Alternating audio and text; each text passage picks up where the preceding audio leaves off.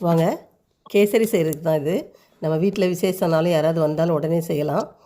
அதுக்கு வந்து 1/2 cup oil விட்டு 2 கப்பு ரவையை போட்டு நல்லா வறுத்துக்கோங்க. வறுத்துட்டு ஒரு 6 கப்பு தண்ணியை வச்சு நல்லா கொதிக்க வச்சுக்கோங்க.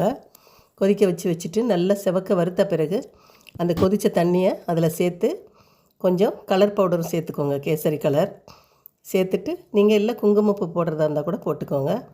போட்டு அதுக்கு வந்து ஒரு 2.5 கப்பு சர்க்கரை போட்டிருக்கேன் நான். நீங்கள் ரொம்ப சர்க்கரை வேணும்னா 3 கப்பு கூட போட்டுக்கோங்க. ஆனால் அது இது கரெக்டாக இருக்கும். இந்த அளவே போடுங்க, ரொம்ப சூப்பராக இருக்கும். போட்டு நல்லா கிளறி விடுங்க. நல்லா வெந்ததுக்கப்புறம் சர்க்கரை போடுறப்ப கொஞ்சம் கட்டியாக இருக்கும். நல்லா கிளற பாருங்கள், இது மாதிரி கட்டியே இல்லாமல் சூப்பராக வந்துடும். வந்ததுக்கு பிறகு நெய் 1/2 கப்பு விட்டு மொத்தத்துக்கு 1/2 கப்பு ஆயில், 1/2 கப்பு நெய். அதில் வந்து முந்திரி, பாதாம், திராட்சை எல்லாம் போட்டு பொரித்து எடுத்துக்கோங்க. பொரித்து